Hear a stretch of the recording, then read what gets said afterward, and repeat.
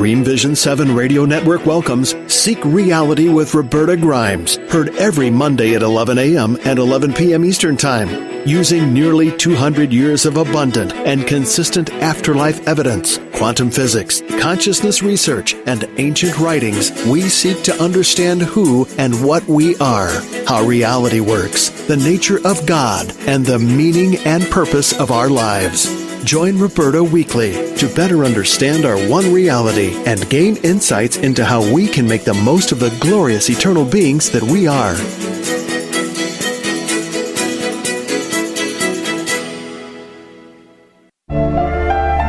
Welcome to Seek Reality with Roberta Grimes. Joyous conversations about what the afterlife evidence and modern science combine to tell us is true about our one reality. You have nothing to fear. You are eternal and you are perfectly loved. Knowing the truth changes everything. Now, here's Roberta.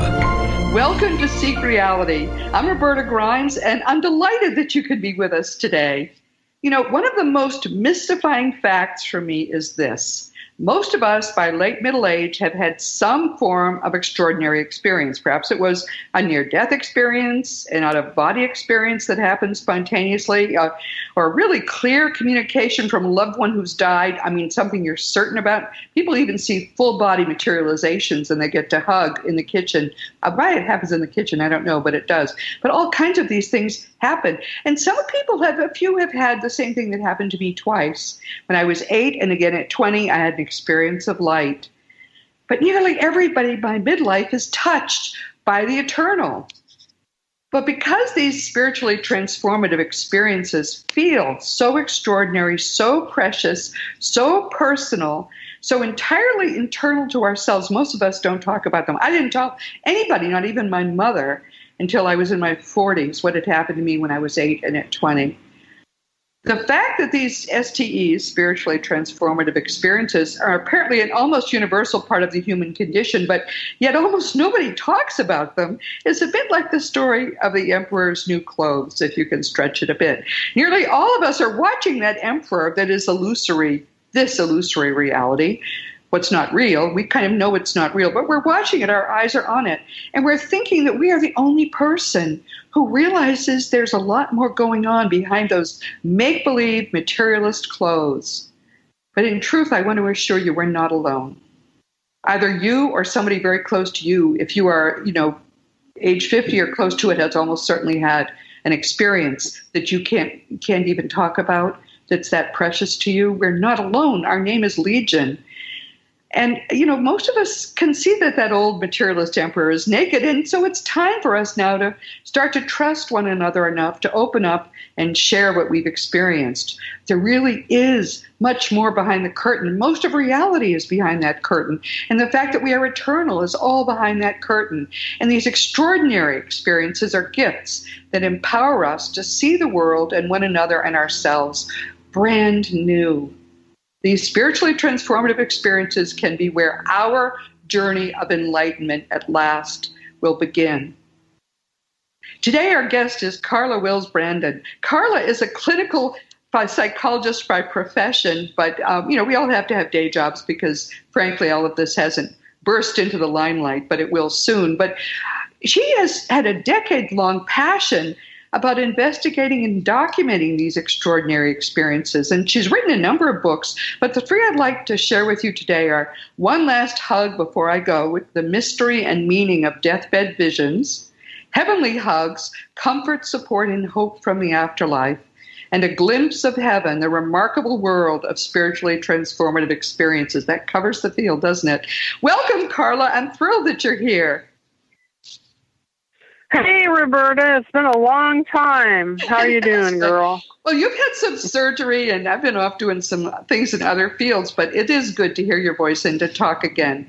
I think Carla's book, One Last Hug Before I Go, is really, really wonderful. It taught me things, and very few books that I read nowadays teach me something I've never heard of before. But her book does. It's really groundbreaking.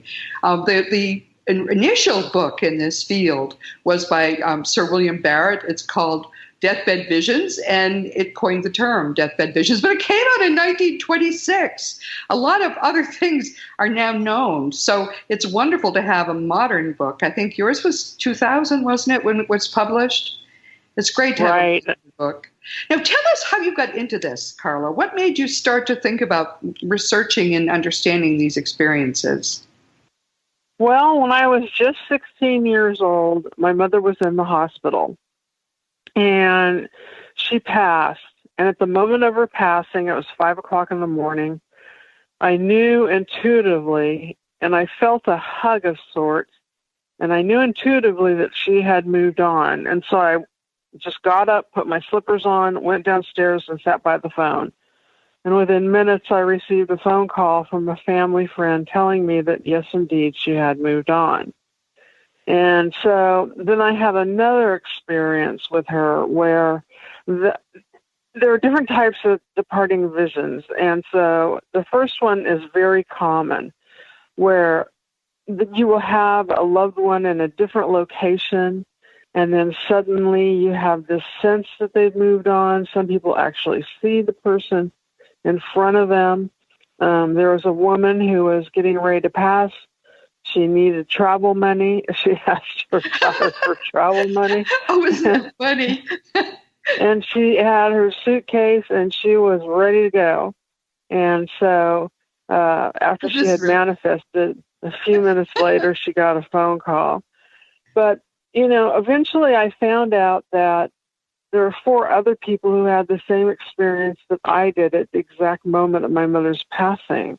Really? And this is after I started writing the book. One was 2 others were family friends, and they lived in separate locations. And then my great aunt and my cousin, who lived in separate locations. And so I had posted something online about her passing and what had happened with the departing vision. And immediately my friend Richard calls up and says, "Oh, you're not going to believe this. We too had sensations that she was moving on." I thought, wow, that's 3 of us. That's really something. But then when I posted it again, and my cousin, she contacted me and she said, both of us had the same experience too. Your aunt and I did too. And she said her mom had called her up and said, "I think Carol is gone." And so my husband said, "Yes, I know she's gone." So I started getting involved in these things when I was in my 20s. And I couldn't find any answers. And then I happened to be in London getting ready to speak. And I saw this really old bookstore. And so what I did is I went ahead and went in, the kind that has stairs that go downstairs. Yes. It was just like out of a movie. And I started looking around, and some book caught my attention really quick. And it was titled Deathbed, and it was by Sir William Barrett. Right. Well, I have it too. I mean, to me, that's books. I treasure that book. That's part of a very intimate collection of mine because there can't be many in print. Now, you and I have 2 of them. I don't know how many are in print. I know it was published after he passed.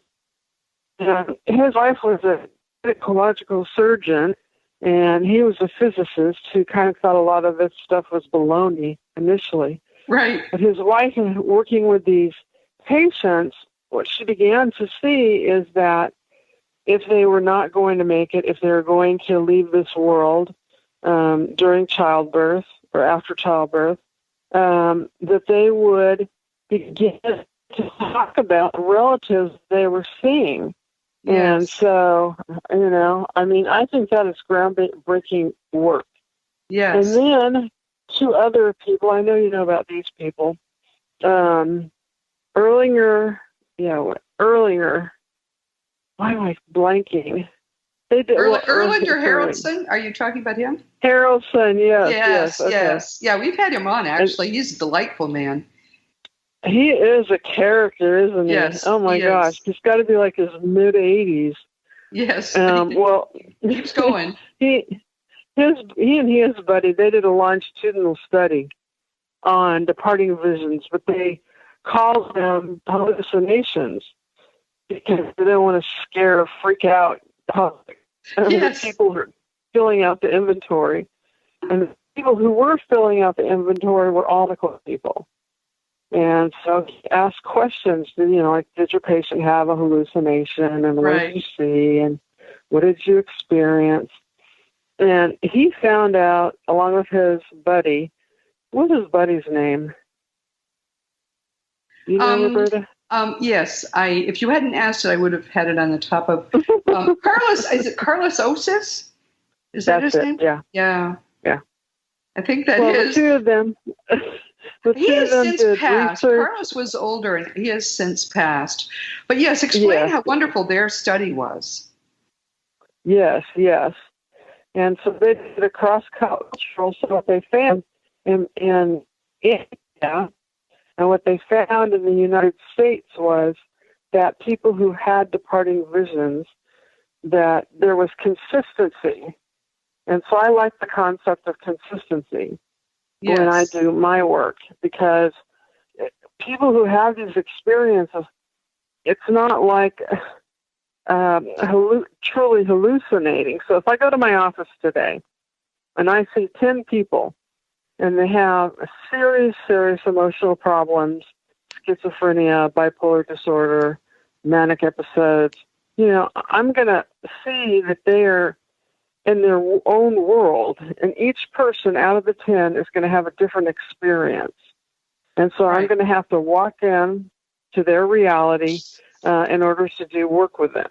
Now, when somebody has a departing vision, it's incredibly consistent from person to person. It appears to be universal that when people are dying and they're awake and alert, they are seeing, we don't know what their experience is if they die in their sleep, but when they're awake, they are seeing people who have lowered their vibration enough, people long dead usually, who have lowered their vibration enough, sometimes pets, sometimes one person, sometimes a group of people.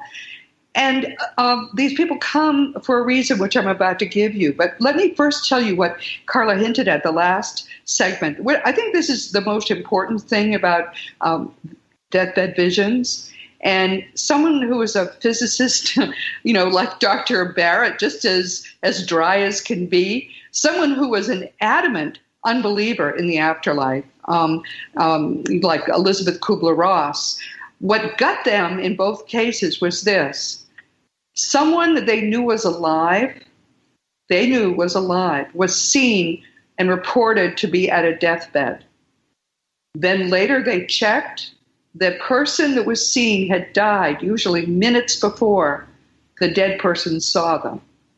So how is that possible if this isn't a real experience? You could say, oh, they're hallucinating, but you don't hallucinate magically somebody who was alive is now dead. That's not possible. It so bothered Dr. Kubler-Ross that she was very careful to check, and she had never found, nor had she herself experienced, a single instance where someone was reported to have appeared at a deathbed and later turned out to be still alive. So don't you think, Carla, that that's what got them both? I mean, this is extraordinary. Well, it's really strange.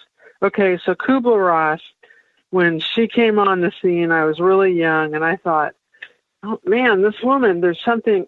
I come from a Eastern European background, so if I hear accents or anything, that kind of draws my attention, and I thought, this woman, this is my mentor. I love her. I love her too. Oh my goodness! You must read her book. But there's a video, an audio rather, out of her talking about her life, and I recommend it in all my books. It's like a must hear. And her accent, you're right, is wonderful. It's wonderful.